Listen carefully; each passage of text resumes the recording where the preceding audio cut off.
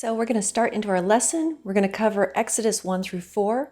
Just as we go through the Torah story, we did Genesis, but we're going to do Exodus, Leviticus, Numbers, and Deuteronomy all together. So we're going to go through a lot more verses more quickly. So in most weeks, we'll have anywhere between 4 and 10 chapters being covered. So we can get through this last half of the Torah and those 4 books of the Bible. So here we're going to really jump into Exodus. I love the book of Exodus. We're going to start right off with Moses' story. Almost everything we're going to follow is actually around the life of Moses.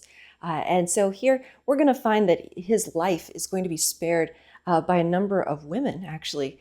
First, the midwives, his mother, his sister, Pharaoh's daughter. And so we're going to see this progression around his early life and those types of things here as he grows in. We're going to see him grow up in the palace, and then how he becomes a strong young man, and then ends up murdering someone and then having to flee for his life. And so again, this is a really action-packed part of our story. We're also going to get into the call later on in his life, how he gets called at the burning bush. He has a discussion with God. And so this particular hour is going to go through 80 years of Moses' life. And that's a lot of time to cover in one lecture. But he is such a pivotal figure. He's called the most humble man of God. He follows God with a whole heart. He's a prophet, and he comes at such an important time in the Israelite history. We see him as being a very meek and humble and almost scared and all this trepidation. And then he steps into this great calling as he relies on the power of God. We see him as a great intercessor. We see him as just a deliverer for the nation as he works with God and walks in the ways of God. So that's kind of where we're going with this. Partly, I think we need to just always be looking at character studies because they're such an important part of our history of the Bible, but also we learn about how to walk in leadership. We learn how to have conversations with God. We learn also about what it means for them to have a good prophet, right? It's prophecy is not just about a gifting or something he does. It's actually part of his character and how he's walking with God and all the other things that come through his life, how he's overcoming these things. So we're going to go ahead and just jump into all 4 of these early chapters and talk about the formation that came before his actual call comes, and then the calling itself. And again, some of us kind of feel like this, like a Moses or a Joseph, where maybe we have hints of that calling younger, but really the calling itself doesn't come until later, and we don't step into that thing. I mean, for most of this time, you're going to find out Moses was just doing normal human things. He's getting married, having children, shepherding sheep, right? A normal vocation with a family life. And that's part of his story. And so again, we're going to see that Exodus 1 and 2 is going to present a series of problems that need to be resolved within the book. And chapters 3 and 4 are going to offer dynamic relationship between God and his people. We're going to really see that dialogue kick up.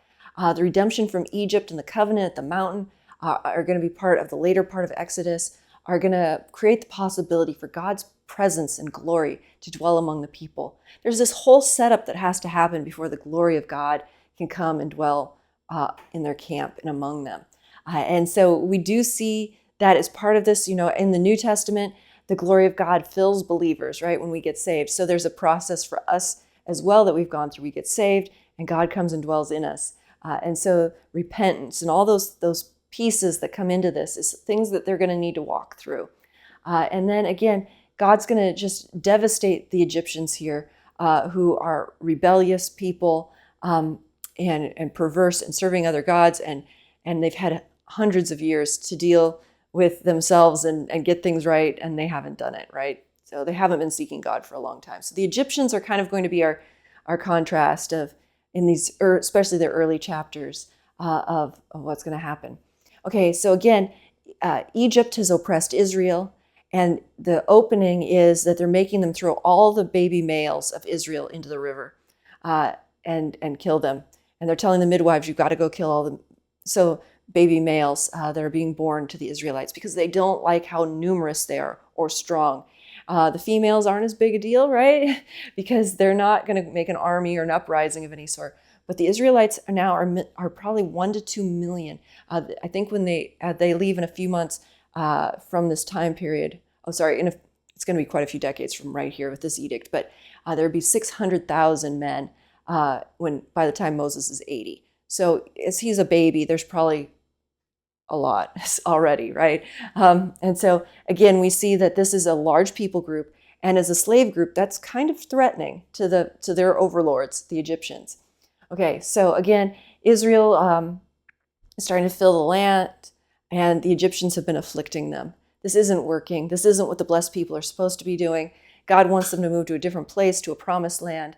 And so there's two sets of women, right, that I talked about that are going to be Moses' deliverer before he can become a deliverer. And God is going to show himself as one who remembers his word through Exodus. And that's how we're going to kind of open the story, is with God coming and saying, hey, I remember what I told Abraham, that you were going to go through this oppression, but you were also going to be let out of it after a few centuries.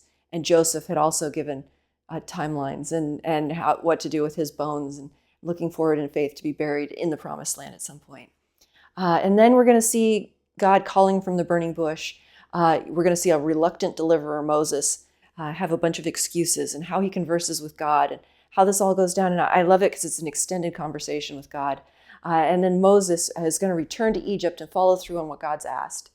So let's just jump right into Exodus 1. I'm going to read some parts of it. It's obviously right out of the Bible or in the notes. And so again, you can either follow along. At times I will skip over bits of it, of the reading, because like I said, I can't read all 4 chapters and do all the teaching, everything. And especially next week, I think we're going to cover 10 chapters of the plagues or something like that. So again, just being sensitive to that. And so I'm going to pick and choose which parts we read. Here, we're going to start in Exodus 1. It gets a list of the names of the sons of Israel. So it's going to name all the tribes. Again, Reuben, Simeon, Levi, Judah, right? All of the tribes are going to get listed, all 12 of them. And it's going to talk about the 70 people that came down into Egypt. So this is basically picking up right where Genesis left off. Genesis said the 70 people came in to Egypt, and now we're picking up. And all it says is that Joseph died, and then everybody in that generation. But Israel was incredibly fruitful and kept multiplying. They became very strong. And so the land was filled with them. So again, right, we have this just narrative set up. This is kind of picking up right, basically same sentence as where the last book just left off. And so we have this, and we go into this genealogy, the 12 tribes. They're very fruitful. That was a promise that had started with Adam, Noah, Abraham, Isaac, and Jacob. They were supposed to fill the earth. God's plan has been moving forward. All 430 years, they're going to be in Egypt. So we need to keep that in mind. Being fruitful and multiplying is the plan. The harsh oppression is not the plan, but the being fruitful and multiplying is, and Egypt is a great place to do that. Remember, they're shepherds. They can live off kind of in their own area away from the Egyptians, and they can continue to multiply. So as we move into verse 8, it says, now there's going to be a new king who didn't know Joseph. So now there's no favor on this people group. Now they're foreigners and shepherds. And remember, the Egyptians look down on shepherds and on foreigners. And so this people group is large, and the Egyptians are getting very scared. So they said, let's make sure that they don't keep multiplying. If war breaks out and they join our enemies and fight against us, they will escape from the land. So basically, we'll get to it in a little bit, but the cost of owning this many slaves and the amount that they're contributing to society is massive. There's massive building programs always going on in Egypt, if you know anything about Egyptian culture. And so they are providing a whole lot of free labor and things in the land. And so again, therefore, their taskmasters lay on them a very heavy burden. They actually want to oppress them quite heavily so they don't continue to increase, so they aren't fruitful, and so they aren't strong. And so this wasn't just a little bit of like, hey, we want to do a better work project. This was like, we want to crush and destroy these people. And they kind of do. They crush their spirits. In size, they don't shrink, but in general, you will find out even in the next couple of chapters that the people start to change. They start to have a very deep slave mentality. They're seeing themselves differently. The more they oppressed them, though, the more they multiplied and spread. And so the dread of the people fell on Egypt because of this. Again, they're just really concerned they're going to make an army. And then, so they ruthlessly made the people of Israel work as slaves and made their lives bitter with hard service in mortar and brick, and in all kinds of work in the field. So they're basically having to do really hard farm labor, plowing by hand, right? All the things that agricultural societies, building bricks, building buildings, and all their work, they were ruthless. And so again, we will see this happen. Moses will see them being beaten, things like that. This was not a good situation by any sense.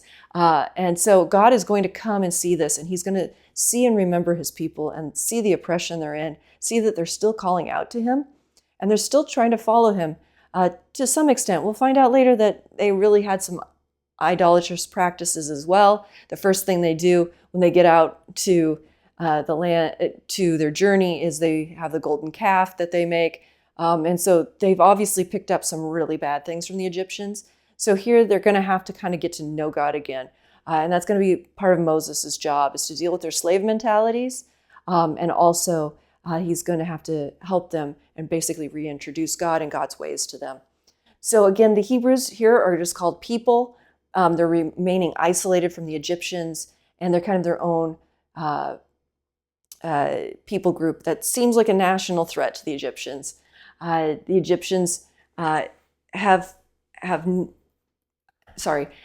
Egyptians have now forgotten Joseph and kind of the legacy here, but God hasn't forgotten. Just because the people aren't treating them right doesn't mean that God isn't going to treat them right.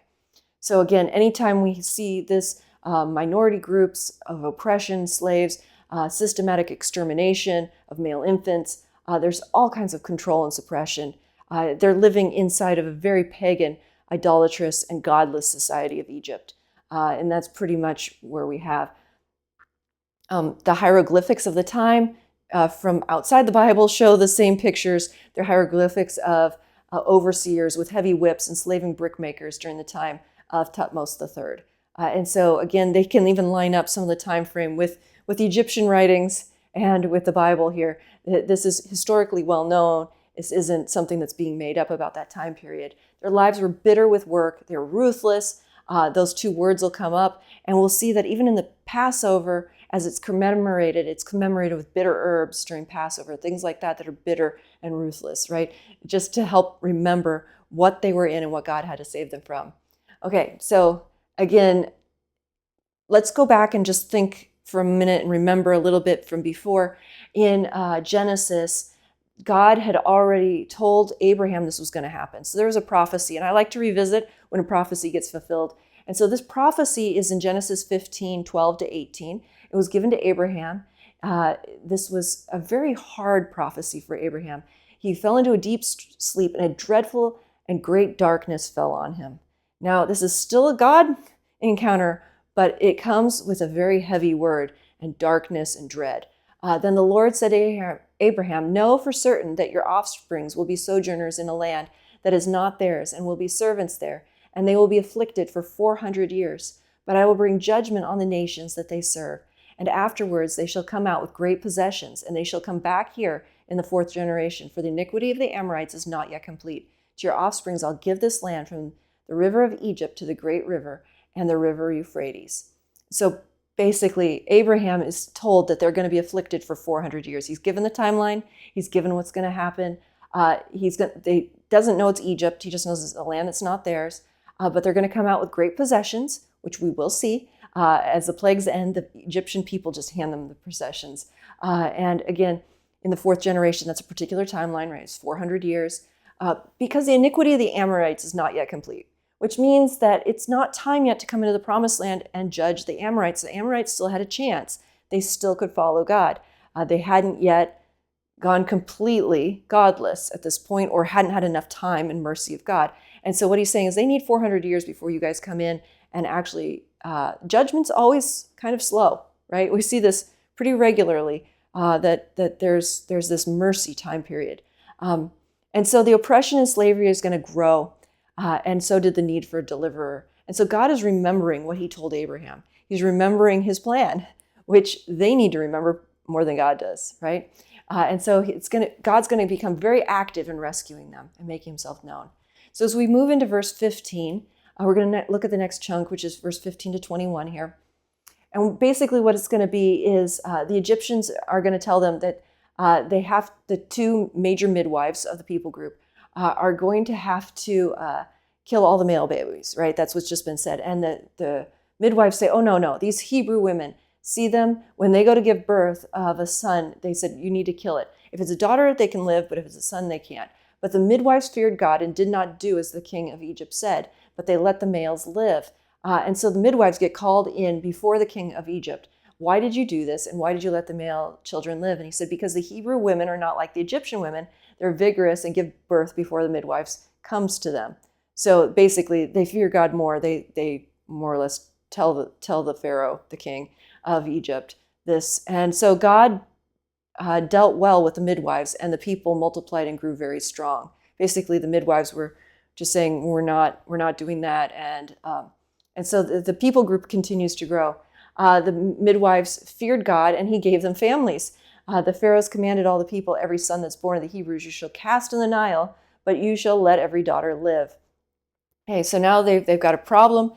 They're not just told that the midwives need to do this. Now everyone is told this has to happen. They have to go kill their own children and throw them in the Nile. And just the males at birth.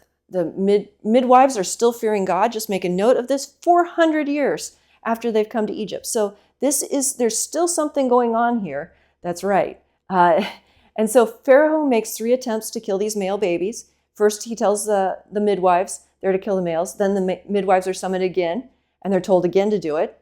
And then Pharaoh commands all the people now, not just the midwives. Around Herod's time, this same type of thing to kill all the male children will happen right around the time Jesus is being born, because Herod is afraid that a king will arise. We just see this in Moses' life as kind of a foreshadow that here he's trying to be killed, so he can't even step into the ministry as a deliverer, right? So it seems like there's probably a calling on his life even at birth, because of the heavy persecution that's coming around the time when he's being born. Same thing with Christ. When he's born, there'll be the same edict put out. Now, this is a terrible edict, right? To kill children, babies and innocent ones. This is a mass slaughter. These aren't even people that are rising against you. These are helpless and defenseless babies. And so, again, this is absolutely terrible what's going on.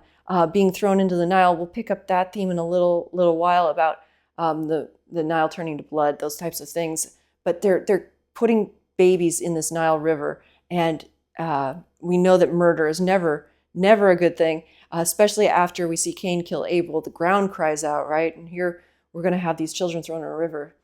And so, again, we'll get into that link into the next section when we get to, like I said, Moses taking water from the Nile and turning to blood. And so, again, that's just a reminder of what's going on here. This is a terrible thing that's going on, that they'd be doing this. So Exodus 2 is where we're going to go.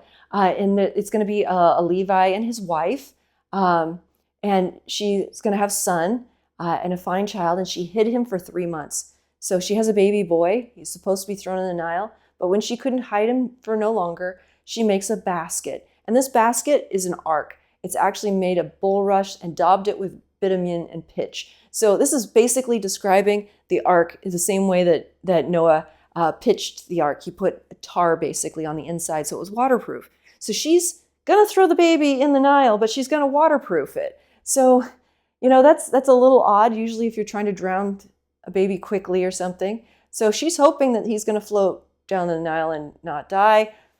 I'm not quite sure what's going on here. She wants to save his life. So she put her child in and placed it among the reeds by the riverbank. And his sister stood at a distance to know what would be done to him. So again, he has a young sister who's going to watch. Moses was from the tribe of Levi, just like Joseph. He was not from the kingly line. But all the 12 tribes were blessed. So again, he's part of that. He has an older sister, Miriam, and we're going to find out later he also has an older brother, Aaron. Moses was born, and the basket, or the ark, was made for him to go down the Nile. He was going to be delivered by a woman, his mother, and she's going to hide him as long as she can. She's making huge risks for him. She's also making huge risks by making this ark and trying to save him even further. All of the people that deliver Moses here are women.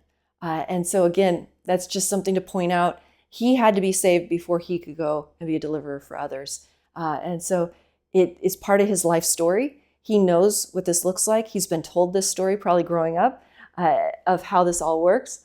And at some point, we just continue to compare Moses with Jesus' story. Again, Jesus is obviously God. Moses isn't. But Moses is kind of a foreshadow of who Jesus is. As we see a lot of the Old Testament, there's those foreshadows. Moses would be a deliverer. Jesus would be a deliverer. Moses is a prophet. Jesus would be a prophet. Moses would start the Old Covenant with the nation of Israel. Jesus would start the New Covenant, a new nation, a royal priesthood. And so, again, we see some of those links as we're reading through this story as well. In verse 5, it says, "Now the daughter of Pharaoh came down to bathe at the river, and while they were beside the river, she saw a basket among the reeds and sent her servant woman, and she took it. And when she opened it, she saw the child, and behold, the baby was crying. She took pity on him." This is one of the Hebrews' children. So this is not unmistakable. She knows exactly this is a Hebrew child. So she's not being deceived that this is an Egyptian child or something. Then his sister said to Pharaoh's daughter, "Shall I go and call you a nurse from the Hebrew women to nurse the child for you?" So his sister's still watching. His sister's the one that says, "Hey, I can find somebody to nurse him." There's plenty of Israelite women who can nurse babies. They've been having babies. And the Pharaoh's daughter said to her, "Take this child away and nurse him for me, and I'll give you your wages." So she takes her baby brother back to her mom, and she gets paid now.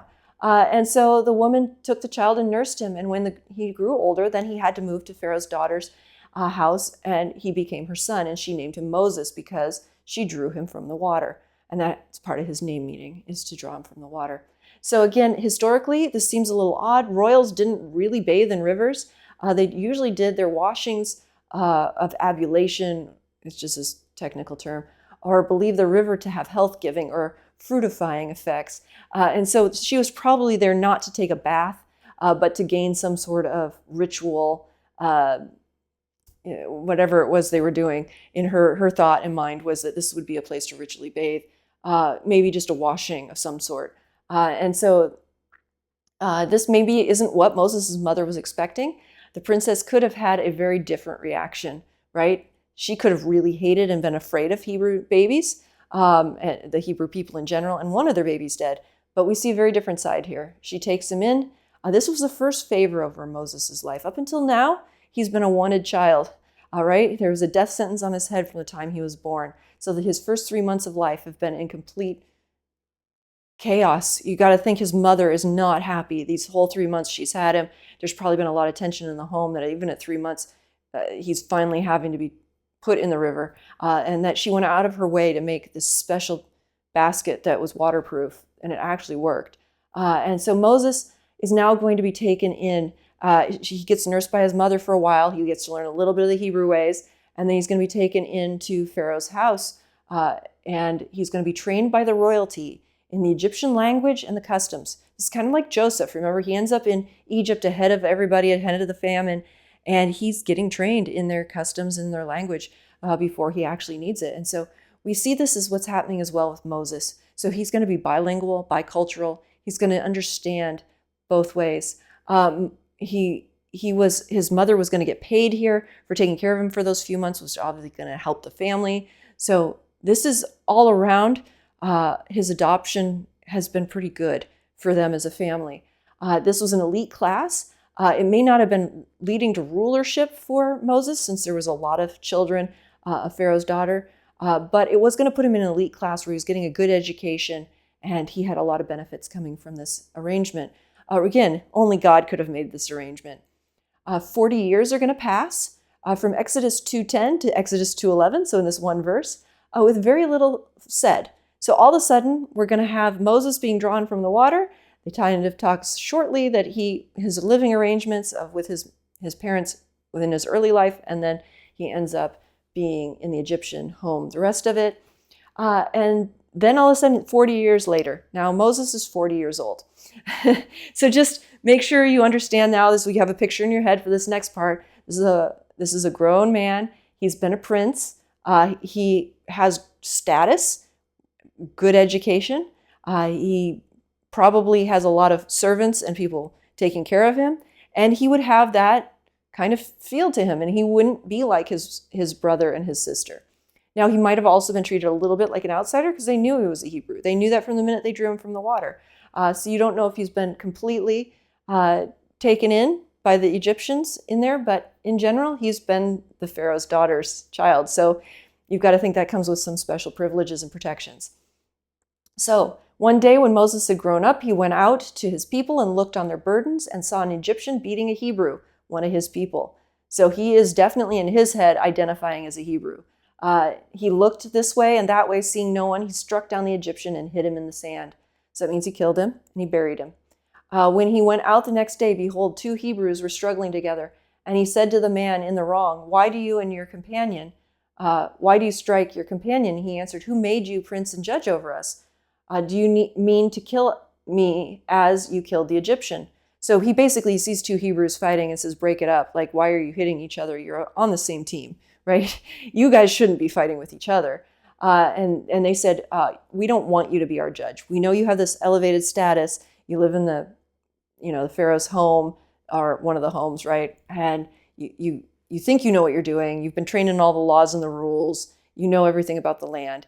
But we really don't want you mediating. You're not one of us. And so now we have kind of a little bit of a struggle, I think, with Moses. He's not accepted as part of the Egyptians, probably, and he's not fully accepted in the Hebrew culture either. And so, and they're saying here, he's doing what's right, under his own strength.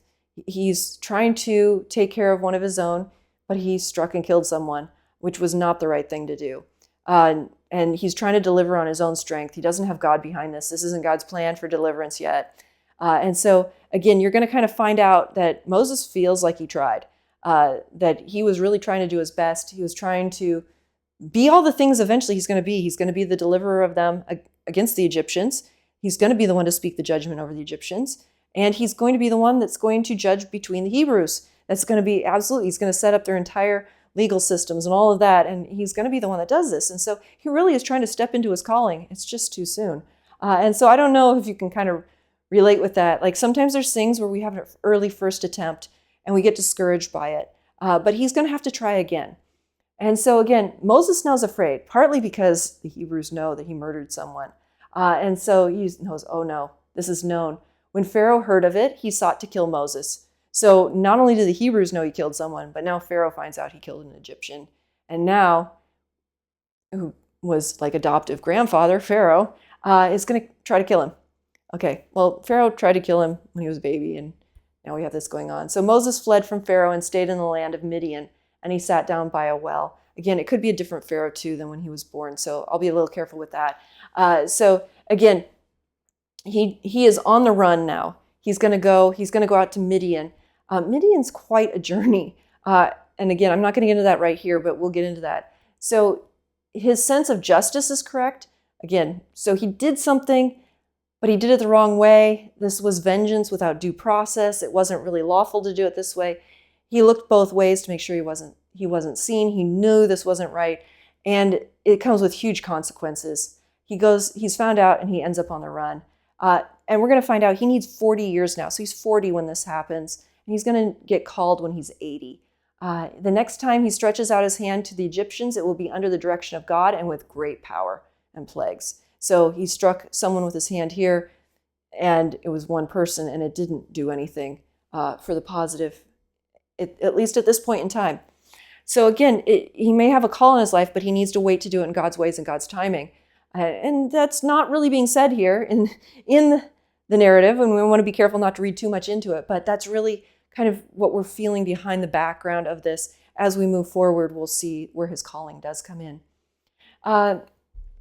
So he ends up in Midian. He's on the run, right? We're still in Exodus 2:16. The priests of Midian had 7 daughters, and they came and drew water and filled the troughs. And the daughters, how have you come to us? Right, he gets in this conversation. The Midians were kind of like long lost family kind of feel. There was some lineage from a while ago. And here he says that the shepherds came and drove them away. They drove the daughters away. But Moses stood up and saved them and watered their flocks. So he finally gets to be a deliverer. He gets to save these 7 women, these 7 daughters in Midian. He's still wearing Egyptian clothing, so there's going to be some questions here.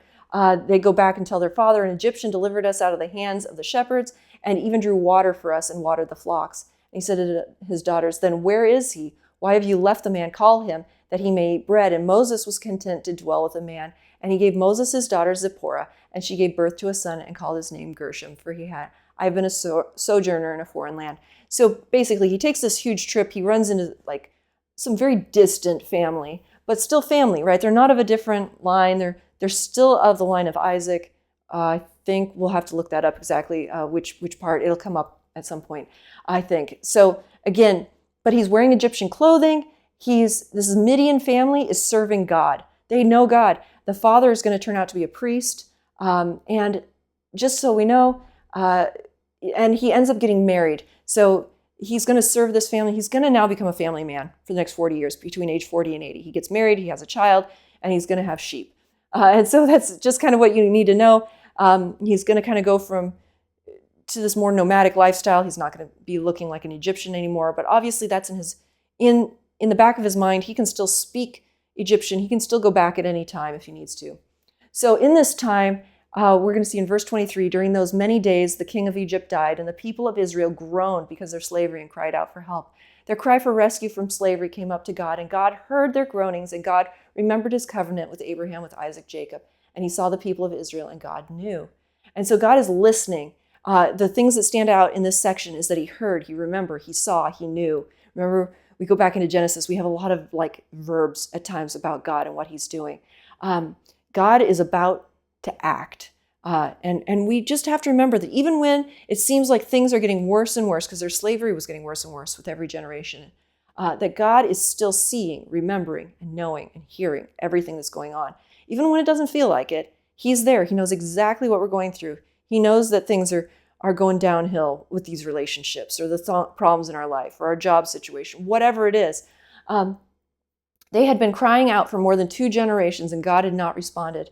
Though it may be misguided to think that God was absent and unconcerned because of the long oppression, the narrator is silent on what God's reason is for it being 400 years and all this delay. Like I said, they were still multiplying, but that doesn't really give an excuse for all the oppression and the hardship that they had to go through. God remembered Noah and sent a wind to clear the water. God remembered Rachel, and she conceived and bore a child. And here God remembers his covenant and sends a deliverer. And so we know we have a faithful God that remembers what he said. And that's how Exodus 2 ends, is on this amazing high note of knowing that God is there and present, and that he's watching and he's keeping track, right? And so he has this plan as things get worse and worse of what judgments are going to come and how he's going to get them out of there. And so we start Exodus 3. Moses is keeping the flock, and I really love getting into this part because we're going to get into the part where Moses talks with God. And he leads his flock, and he comes to Horeb, the mountain of God. Okay, so this is kind of, I think Midian, if you're looking at a map, is like due east, and then Mount Horeb is kind of south on the Sinai Peninsula. So all this is kind of happening. Midian is a little further than Sinai Peninsula, but all this is happening in the Sinai Peninsula, and then off the other side we have Egypt. And I hope that's working with the direction that the camera is doing this. So again, we have that he's going to come to the mountain of God, and the mountain of God in Horeb is considered the same place as Mount Sinai. So Moses is going to keep coming and going to this place. This won't be his only trip here. And it's in the southern part of the Sinai Peninsula, well below the Promised Land. So he's not heading up in the Promised Land. That's not where he headed at all. He headed east to Midian and now here. And each of these trips is like 300 miles or something. So he's probably about 300 miles or more, or maybe even further. I can't remember exact numbers. It's in the next lesson, I believe, of how far this is. But it's a lot of walking, right? They have sheep. They're trying to feed them. So Moses is going to return here. I think he ascends this mountain about 8 times, this Mount Sinai. So this becomes a very focal place for them.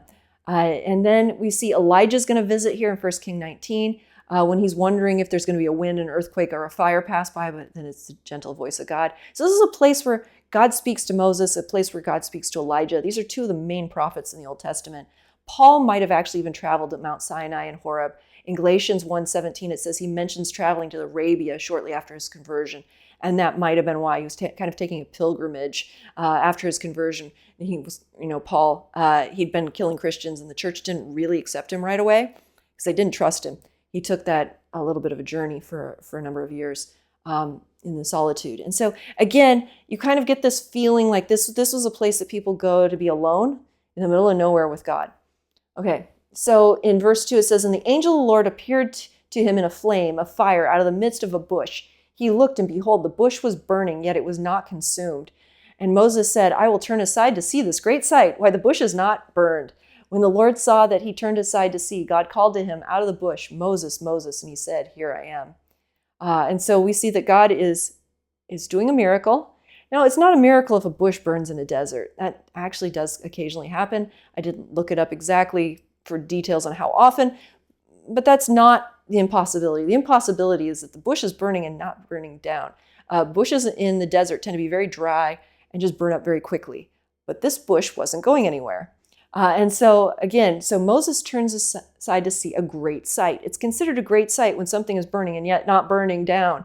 And so this is a different fire, right? Something's going on with this. And the Lord saw that he turned aside. Again, this is the angel of the Lord appeared to him in a flame of fire out of the midst of the bush. And so he's going to actually have there's going to be a visual experience with this of the angel of the Lord. And that's usually, the word angel of the Lord means God. So in this case, God is going to appear to him as a flame of fire. And the Lord saw that he was interested, realized this was a miracle, and was seeking something here. So God called to him and said, Moses, Moses. So we go from a visual experience to an auditory experience. He hears God speak. And Moses answers back, Here I am. Okay, so now we've entered the conversation. This is a miracle, right? Again, it's a small sign or wonder possibly. It says it's a mighty one. Moses has to turn aside to go see this unusual sight. So he stops what he's doing with his sheep, and he takes this moment out. And next thing you know, he's speaking with God. This is a theophany of God in a burning bush. And God calls Moses by name. So we're starting off this with a highlight, right? To be called by name by God. We see this a few other places. Samuel's called by name as a child. He thinks it's his older mentor. And so it's kind of a thing here. So God knows who this is. And that's kind of get your attention, right? First, a bush that's not burning, God appearing like a flame of fire. And now he's calling your name. You're having an audible experience of God saying your name. Can you imagine God speaking your name? You definitely would have your full attention on God at that moment. And then he said, Do not come near. Take your sandal off your feet, for the place on which you are standing is holy ground. So just to be very clear, this is God. And he's saying, right, he's making sure Moses knows it. Take off your shoes. You shouldn't even have shoes on right now. This is a solemn and holy place. This is a separated place out, and it just out of reverence. I am the God of your father, the God of Abraham, the God of Isaac, and the God of Jacob. So God is introducing himself as the God of the covenant to their forefathers. And Moses hid his face, for he was afraid to look at God. Can you imagine? You don't want to look God in the face. Moses finds out how special this encounter is. He must prepare by removing his sandals. This is the first time holy is used in the Bible. And the word holy means that God means set apart. It means different. It means God is completely other. And everything that comes into contact with God or around God becomes that holy or set apart. That's why the people are to be holy. They're to be different. They're not to serve idols. They're not to do all that other stuff. They're to be completely set apart for God. And so when people come near God, there's certain ways they need to approach him. We'll find out later that as the priests approach him, they have to have certain sacrifices. They do certain things and washings and come into the temple. Here, Moses is told to just take off his shoes. There's not a ritual bath or anything. This is what it needs to be, and they need to be obedient to that to be holy. And he says, I'm the God of your fathers. The father is singular and most likely is referring to his family in Egypt. So this is saying even the God of your father and then Abraham and Isaac. So even Moses' own father is being mentioned here. Moses recognizes this as God and he covers his face, right? What would you do if, are you going to be trembling in fear?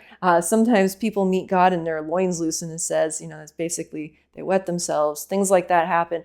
Here Moses covers his face. You get this sense like Some people fall to the ground in worship or dread or whatever it might be. Typically, when a human, in our very mortal being, comes in contact with a very all-powerful, holy God, there is some sort of physical reaction to that, and Moses is showing that. Then the Lord said, I have seen the afflictions of my people who are in Egypt and have heard their cries because of the taskmasters. I know their sufferings. And I've come down to deliver them out of the hands of the Egyptians and bring them up out of the land to a good and broad land, a land flowing with milk and honey, a place of Canaanites, the Hittites, Amorites, the Jebusites, Hivites, and Jebusites, right? So they're going to have to take on all these different people groups. And behold, the cry of the people of Israel has come to me, and I have also seen the oppression with which the Egyptians oppress them. So God is listening. He sees, he heard their cries, and he's going to come down and deliver them. This land has 6 nations listed here, and it's considered very spacious. It can hold 6 nations currently. And so they're going to be able to come into this. And he says, come, I'm going to send you to Pharaoh that you may bring up my people, the children of Egypt, out of Israel. So Moses has already tried to deliver one Hebrew years ago, and it failed. And he ended up a murderer and on the run. And now he's being told he's going to be able to work with God and deliver the entire people group. I mean, this seems ridiculously difficult, right? That would take an army and an uprising. Think of all the things going through Moses' head, right? Here I am, out here on the run as a murderer, and you're sending me back there. The Hebrews didn't want me, and the Egyptians didn't want me. And I'm out, and now I'm kind of hanging out with the Midianites. I'm married, I've got a kid, and so again, we see in verse 11, this is going to set off a conversation and a set of questions. And Moses is going to ask some good questions here. And then he's going to get into some buts. So he's going to start with, who am I? Who are you, God? And what's the plan? And that's usually what we see. Who am I? My own identity. What do I need to know about myself? Who are you, God? What do I need to know about you? And then we get to what's the plan, right? We need to know that deep identity. We need to know the character of God. And then we get to the how-tos and the what-to-dos. And so again, we always want to be looking at our relationship with God, who we are and how that defines us. Our identity always flows from knowing God. So that's his first question. Who am I? That's what I'm just summing up what he's saying here. But Moses said to God, who am I that I should go to Pharaoh and bring the children of Israel out? And he said, I will be with you, and this shall be a sign for you that I have sent you. When you've brought the people out of Egypt, you shall serve God on this mountain. So his sign isn't some great sign right here. He's talking to a burning bush, which is obviously a sign. He just goes, you're going to come back to this mountain and you're going to worship me here. And he goes, that's your sign. So when this is all done, you'll know that I'm God. And so again, Moses, instead of answering the question, who am I, directly, God doesn't tell him. He says, I'm going to be with you. So he's now said a different thing. He says, it doesn't matter, Moses, who you are. It doesn't matter your qualifications. Moses is like, I'm kind of an ostracized person. And God's like, I don't care. I can deal with that. God's like, I'm bigger than all of your issues and all of who you think you are and how you've identified yourself. Usually we have this question, who am I? And it really is showing how small Moses thinks of himself.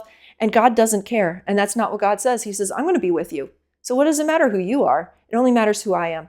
And I am with you. And so again, we're going to see this with you statement being promised 14 times to various patriarchs like Isaac and Jacob. Again, we see the same kind of thing with David. He wasn't the oldest. He wasn't the strongest. He wasn't the most kingly or talented. But God looks at the heart. And so Moses had no special talents, no great career, no standing, and he was a fugitive. What a great pick. God had a lot to work with here.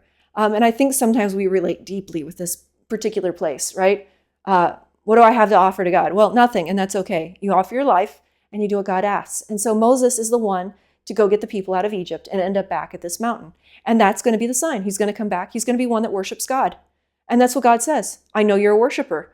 I know you're going to come back to this mountain. And I picked a worshiper. I picked a David out of a field that was worshiping and tending to sheep. You're a shepherd, and you're going to be a worshiper. And these are the kinds of people that God chooses. He looks for what's going on internally. And he says, this is what I need from you. And so Moses asks, who am I? And God says, doesn't really matter. I'm going with you, and you're a worshiper. And so this is how this whole thing plays out. And I think this is the part that I want to start with.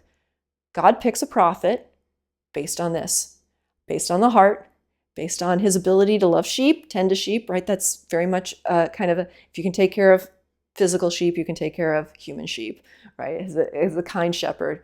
And are you a worshiper? And so these are the things, and these are the things that are going to mark Moses as a humble man. and he's going to call such. So Moses had tried to do this on his own. It hadn't worked. So Moses had every reason to have these questions, how this is going to work. He had no confidence in himself, and really this seems like one of his first meetings with God. And so again, he has a lot to grow in trust and faith here. And he has been wandering, but again, he has some of the skill set he's going to need. He speaks the language. And so we're going to see how God ends up working with what Moses can do. Basically, Moses is going to give a lot of excuses that he can't speak, but he can speak the language, and that's all that really needs to happen. He's been out here for 40 years. He's 80 years old. He's 2/3 of the way through his life, and he's just getting the calling or stepping into what he's doing. He knew how to find water and things in the desert. He's going to be able to lead the people out. He's going to be able to lead them. Again, there's some skill sets he's learned. He's learned how to be confident in living in a desert where the people are going to be freaked out. They're going to not know what to do with this. They're going to be constantly having issues with the water and the food and everything else. Moses is commissioned in this defining moment. And I don't know, not everybody has a defining moment when God comes. For us, it would probably be our salvation point. Everybody's commissioned at that point. We're to share the gospel regularly, go to the harvest, and God gives us power and authority. And so really, he hadn't had that, so this is his defining moment. And he's identified at this point pretty much as a prophet, as we're going to see in the next bit. His next question is, what is your name? He's talking to God. He's asking, okay, you're going to go with me, but who are you? And then Moses said to God, if I come to the people of Israel and say to them, the God of your fathers has sent me to you, and they ask me, what is his name? What shall I say to them? God said to Moses, I am who I am. And he said, say this to the people of Israel, I am has sent me to you. So first question, who am I? Second question, who are you, God? And he says, this is my name. This is not a question that's just about name. God actually is answering with a character quality. He's saying, I'm a God who's consistent. I am who I am. In English, it doesn't translate so well, but in Hebrew, this would have been a little bit more understandable of what he's trying to say. He's saying that I will be what I will be. I am consistent. I'm God, right? Like it's giving a very consistent of character and quality of who he needs to be to the enslaved people. They need a deliverer. God's not avoiding the question here. He's not trying to give some difficult answer. He's saying he is totality, intensity, and emphasis that he is God. I am who I am, truly exists, and who will be dynamically present then and there in this situation to which I am sending you. And that was supposed to be what he would understand from this. The name of God cannot be disrespected. And so at this point, even at this point, they're starting to, what is God's name? How are we going to respect his name? A lot of the Jewish people between 516 BC and 70 AD stopped even saying the name of God, and they would say Adonai, like Lord or Master instead. It came to the point where instead of saying Yahweh, they now would say Jehovah, even in the readings a lot of times, just out of reverence. They didn't want to use the actual name of God. They wanted to use some slightly altered name like Lord or something else. And so the name here, again, we see this in our Bibles, the word here that he's given is going to be Lord in like capitals for Yahweh. So some of the names of God had great respect with them in different ways than any other word in the whole language. And then the last question Moses asks is, what's the plan? So this is a good thing. You want to know who God is, and you want to know who you are. And then you want to know something about the plan. So what are we doing here? So God says to Moses, say to the people of Israel, the Lord God of your fathers has sent you. This is my name forever, and I'm going to remember through all the generations. Go and gather the elders. So the first part of the plan, go to the Hebrews, get the leaders. The Lord your God of your fathers, the God of Abraham, Isaac, said, I've observed you and what's been done to you. So God, let them know I've seen this. I'm going to bring you up out of the afflictions. The plan is you're going to get delivered. You're not going to be under slavery anymore, and you're going to go to the promised land where the other 6 nations are. Again, doesn't tell them about the wars that are coming, but says that's where we're going. And they will listen to your voice, and you and the elders of Israel shall go to the king of Egypt. The Lord, the God of the Hebrews, has met with us, and now please let us go 3 days' journey into the wilderness that we may sacrifice to the Lord our God. But I know the king of Egypt will not let you go unless compelled by a mighty hand. So I will stretch out my hand and strike Egypt with all wonders. And I will do in it. After that, he will let you go. And I will give this people favor in the sight of the Egyptians, and he'll let you go. And you shall not go empty. But each woman shall ask her neighbor and any woman who lives in her house for silver and gold jewelry and for clothing. And you shall put them on your sons and on your daughters. So you shall plunder the Egyptians. So the plan is, he's going to go find the easy plan. Well, crazy big God plan. Go find the elders. They're going to listen to you. You're going to take them to Pharaoh. You're going to confront Pharaoh. You're going to say, we're going to go worship God for 3 days in the wilderness. Pharaoh's going to say, no, I'm going to do something very mighty, and it's all going to work out. And then you're going to plunder them. So he does not tell him there's going to be 10 plagues. The Hebrews are going to turn on you in that time period. You're going to be hated. It's not going to actually work. And I'm not going to do the mighty wonder on your first meeting and just blow the place up. At that point, I'm going to do this through a successive set of plagues and give Pharaoh a bunch of choices. Okay, so again, we have the plan. And so that's why we're going to see Moses check in really quick in like Exodus 5 and 6 about the plan just didn't work, right? So he has this idea that maybe this plan is going to be really fast. There's not going to be, like, it's the same thing. God's like, oh, I'm going to take the people out. I'm going to deliver you. You're going to be in the promised land. And you think, oh, in a couple of months, we'll be there. We'll just take a straight shot. And they end up 40 years wandering because a lot of stuff happens, right? And there's 6 nations there. They're going to have to do all these battles, and it's going to take them generations to kind of occupy. Again, none of that is really said here. And so that's why we're careful with prophecy. While God is completely accurate, he actually doesn't fill in all the details, which he's God and he doesn't have to. And we need to trust him. And the plan is to get us started to walk with God. We don't need to know everything ahead of time. We just need to know that God is with us and need to know the next step. And this first step was go get the elders and take them to Pharaoh once. And then God will do some great and mighty stuff, and we'll continue on. So again, let's just be really careful here to understand what prophecy is and how this is working, even in the Old Testament. Okay, crazy God-sized plan. Moses and the elders will need to risk their lives. God will do wonders, and Pharaoh will let them go. Okay, there's no mention, right, of any of the 10 plagues or anything else. So at this point, Moses is just told they will listen. They'd already had prophecies by Abraham, and Joseph had said, you're going to end up back in the promised land. So this had been known. So the elders should be kind of soft to Moses' message. They're just going to ask for a 3-day journey into the wilderness. They're not even asking to go to the promised land. That whole part of God's plan hasn't really been told yet either. He's just asking, how's 3 days in the wilderness going to get us going on this whole journey? Anyway, step 1, ask for the 3 days of worship. Eventually, we'll get to the full release. Okay, so, and 40 years is going to pass before they get to the promised land. So Joseph was here. Let's just kind of do a little math too. What is Moses asking when he goes before Pharaoh? I did a little bit of quick math. If Joseph was sold for 20 pieces of silver, current day, somebody was saying, some of the places were saying that was like $1,000. There's 600,000 men, we know at this point, that are going to be asked for. And that doesn't include any of the women or anything. But if we just look at that amount of the 600,000 men, let's say $800 each, which is really low, the slave price, that would be 1/2 to 3/4 of $1 billion of slave assets that Moses is asking for. Can you imagine going before a world leader and asking for 1/2 to 3/4 of $1 billion of the GDP or the assets of that country? Yeah, this is unheard of. And that's basically what Moses is saying. I want to take all of your female household servants. I want to take all the males that are doing the field work. I want all of this. And I want to take it. We're going to go for a 3-day journey. And the Pharaoh's thinking, no, we're already scared enough. I've already been, we've done this whole try to kill the babies thing. And we aren't really good with this.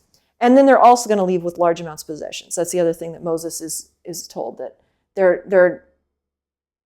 going to leave with everything they need. And we are going to see that come up later in the Israelite law. Anytime they freed slaves after 7 years, they had to give gifts. So not just take this, this large amount of people, but also they're all going to be given assets with it. So this is a huge thing that Moses is asking for. He's risking his life. I mean, no wonder Pharaoh doesn't want to do this, right? There's no incentive. He doesn't know this God. He's just like, we have a bunch of other gods. Can't you just serve one of them? They don't want you to go to the wilderness, those kinds of things. Probably, and we've been just trying to squash you this whole time. So Exodus 4 comes into play now. And I think we probably should keep in this because Moses is going to get into his butts here. And these anger God. So the questions so far have been good questions. There's no problem there. God is speaking back and forth with Moses. Who am I? Who are you, God? And what's the plan? Now Moses is going to get into this last set in Exodus 4. These are now I don't want to's. And pretty much Moses is edging on the side of disobedience. And so, again, these are the buts. They will not believe me, but behold, they will not believe me or listen to my voice. The Lord didn't appear to you. What is this so again, Moses is like, I'm not convincing. I've never convinced anyone. That's kind of what he says. He's got a speech problem. Maybe not meaning he doesn't know the language, but that nobody's ever convinced by anything he says. He's just not very forceful. And we hear that kind of in Paul, too, in the New Testament, where he's like, I know you don't think that I'm a very forceful person. My letters seem out of character. Paul was it seems, very meek and gentle person, too. And it seems like Moses was there. And the Lord said to him, what's in your hand? And he said, a staff. And he said, throw it on the ground. So he threw it on the ground and it became a serpent. And Moses ran from it. Well, I would too if there was a snake on the ground. But the Lord said to Moses, put out your hand and catch it by the tail. So he put out his hand and caught it, and it became a staff in his hand. Again, not the way you want to be picking up a snake typically. Usually you pick it up around the neck or somewhere where it can't bite you. And it turns back into a staff. This is a complete miracle. Take a piece of wood, throw it on the ground, becomes a snake, pick it up, becomes back into a piece of wood. This is how they're going to believe you. And so he's basically saying you can do this as a sign that God is with you. Again, the Lord said to him, put out inside your cloak. And he put his hand in his cloak and he took it out, and behold, it was leprous. Then the God says, put your hand in the cloak, put it back in. And when he took it out, behold, it was restored like the rest of his flesh. So again, God can touch his body now. He can give people disease. He can take it away. We see God immediately as the healer here, all those types of things. If they will not believe you, God said, or listen to your first sign, they may believe the second one, the later one. If they don't believe these two and listen to your voice, you shall take some water from the Nile and pour it on the dry ground, and the water that you take from the Nile will become blood on the dry ground. And this is what I was getting at earlier. The Nile, when poured out on dry ground, turns to blood, right? It's basically a sign, I know what you've been doing to the male children.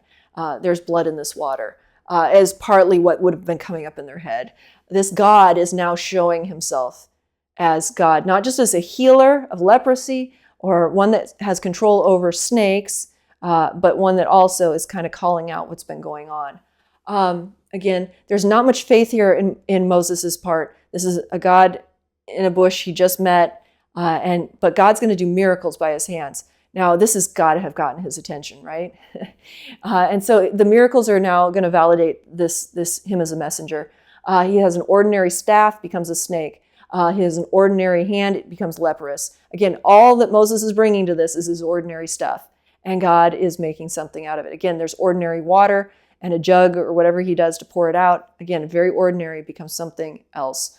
And so, again, we do see this. The word voice is highlighted over and over, whether or not they're going to listen to Moses, whether or not.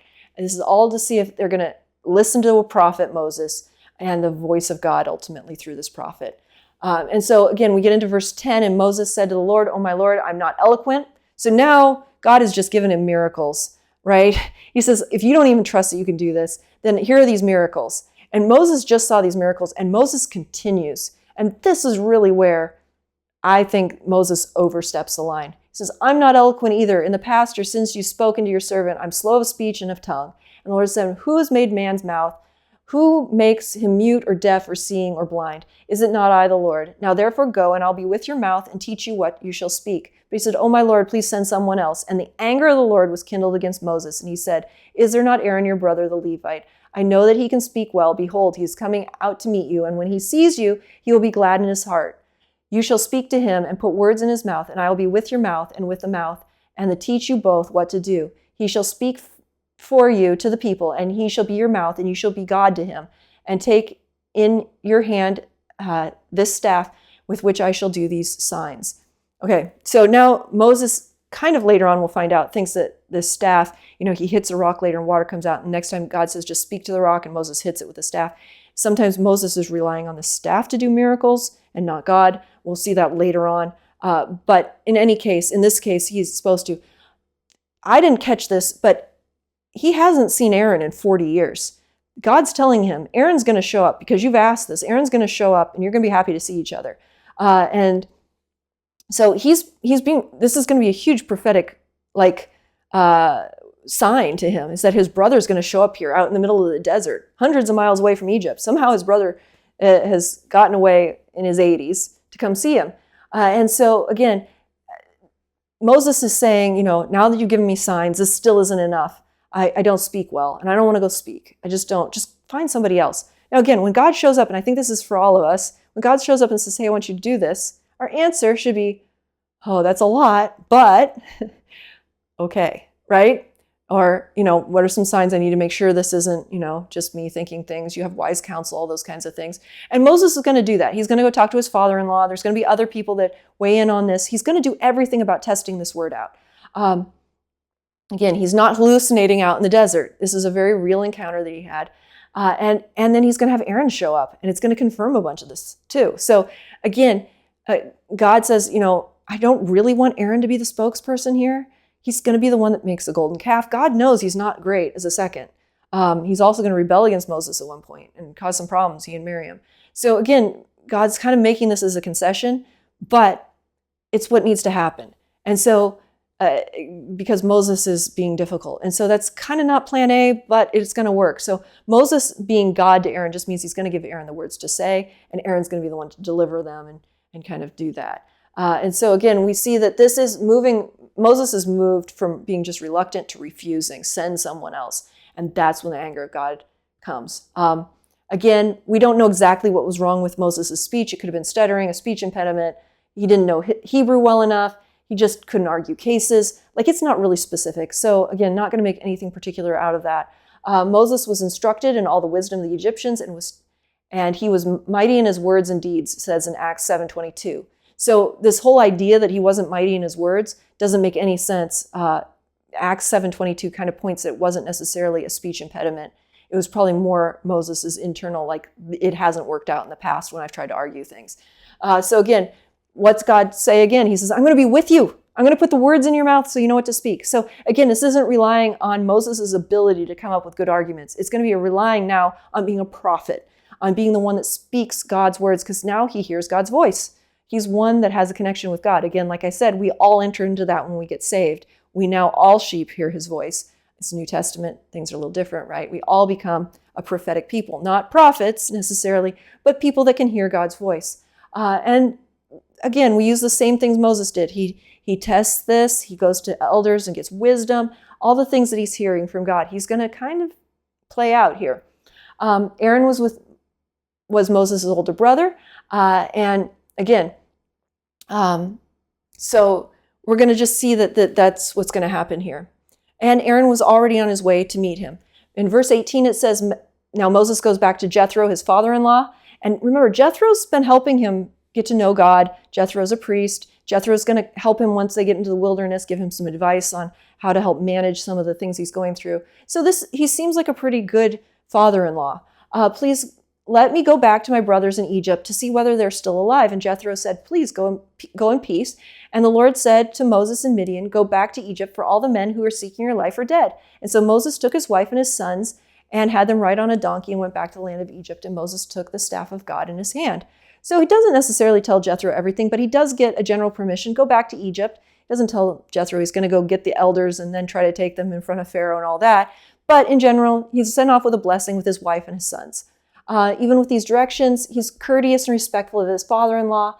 And he tells him that this is kind of God's instructions and gets some general, he doesn't flat out tell Jethro, God told me to go.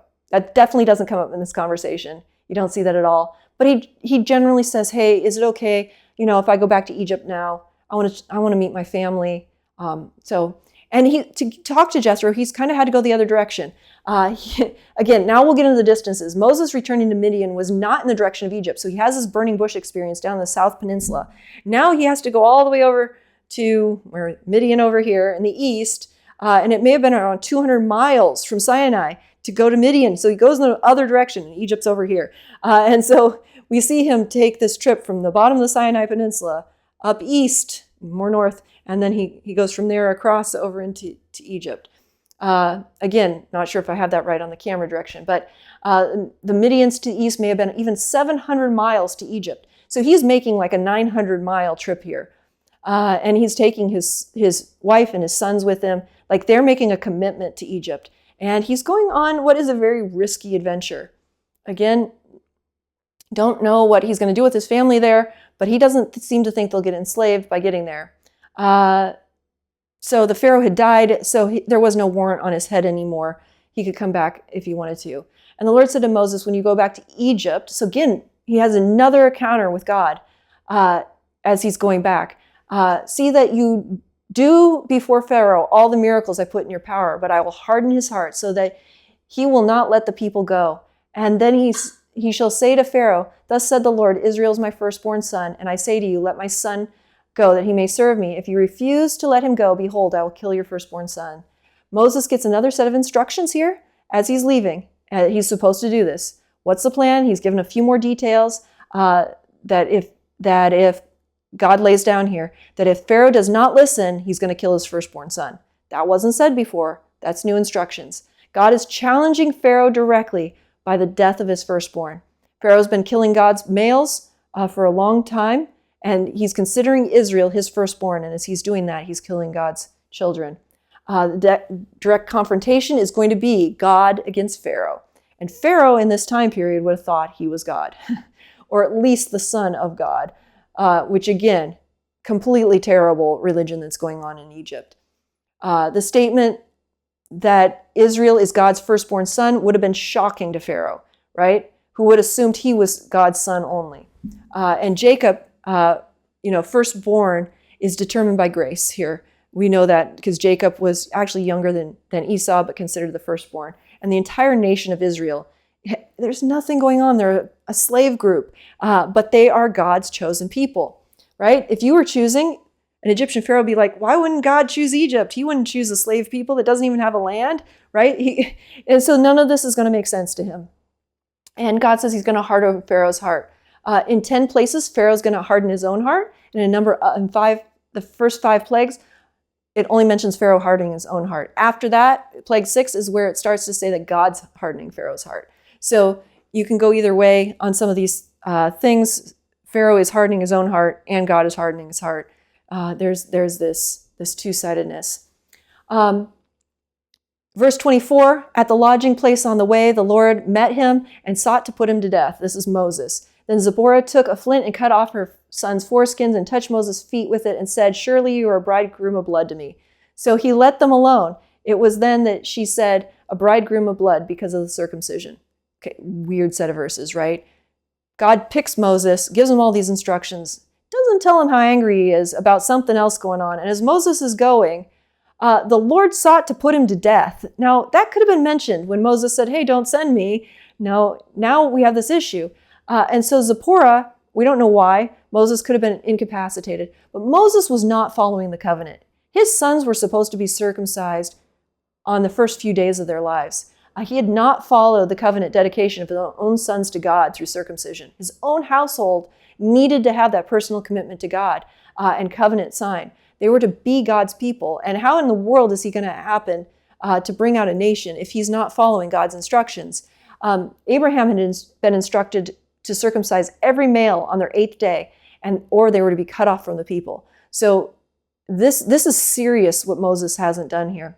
It's possible that Moses is somehow incapacitated at this point, as God's trying to seek to kill him, that Zipporah has to do the circumcisions, that he should have done them, and that's why she's mad that she's now, that he's a bridegroom of blood. The other possibility is she didn't want to circumcise him, and she's been the one that's kind of been holding him off from circumcising them. And now it's come to like either Moses is going to die or they get circumcised. So we don't know whether it was Moses that hadn't done something he was supposed to, and now she has to step in and do this. Again, a woman is again delivering Moses. And so in Exodus 2 and 4, it's bracketed with other women saving Moses' life. So his early story, he needs deliverance on a number of occasions. Again, bridegroom of blood just means the circumcision is very bloody. And so she is complaining about either having to do this or that they had to do it at all. It's not quite clear. We're also going to find out that Moses doesn't really learn from this. He doesn't learn what he needs to fully. And the second generation in the wilderness also is going to fail to circumcise all of their sons under Moses' leadership. It's actually one of the first events that Joshua has to deal with in Joshua 5. So again, Moses doesn't seem to learn what he needs to here. In verse 27, the Lord said to Aaron, go into the wilderness to meet Moses. So now we're going to get that second part here. This is verse 27. And he went and met him at the mountain of God and kissed him. And Moses told Aaron all the words of the Lord with which he had sent him to speak and all the signs that he had commanded him to do. And then Moses and Aaron went and gathered together all the elders of the people of Israel. So they meet at Mount Sinai, it sounds like, right? The mountain of God. And so the very thing that God said that he was sending Aaron to come meet him happens. And so this is confirming now that it really was God. And Aaron's all on board to going back to Egypt to get the elders together. Okay, so 2 80-year-old men setting off. Aaron spoke all the words that the Lord had spoken to Moses and did all the signs in the sight of the people. And the people believed. And when they heard that the Lord had visited the people of Israel and that he had seen their afflictions, they bowed their heads and worshiped. So the signs work, the speaking of Aaron works, it all is working out. The elders are going to listen, and the people are now bowing their heads and worshiping. Okay, so this has gotten their attention, and things are on the right track. Moses is back, right, at Mount Horeb with Aaron. They get all this put together. Again, they probably haven't seen each other in 40 years. He's come up out of Egypt, complete surprise, other than God's just told Moses this was going to happen. And it seems like the people are responding well. So what could go wrong, right? Plan's going to work. We'll leave it there, and we'll pick it up in the next with the plagues and all the things that have to happen. And so this is kind of the end. Again, like I said, I think the part that really hit me in this story is the 3 questions Moses asked. Who am I? Who are you, God? And what's the plan? Sometimes we want the plan before we know who we are, who God is. And that's really kind of a little backwards. We do need to have those conversations with God and really discover who he's made us to be, that he wants us to be, gospel preaching, encouraging people, and have a bunch of character things, that love sheep, right? I can go on and on about all the things that grow in us in character: love, compassion, faith, and to know who God is, right? Faith. And that's what I'm going to say too. And then, what we bring to the table, our talents, our skills, all that stuff, it doesn't really matter. Our careers, our histories, there might be things in our past that help, a particular language we speak or something like that God uses. But in general, that's not what God's looking for. He's looking for a willingness. And we see that finally happen with Moses, and he's looking for worshipers. I don't know how many times that's really what God tells people, like, what do I do next? And it's just go back to worshiping Jesus and loving God more. And so we're going to end there today, and next time we'll pick up with the plagues of Egypt.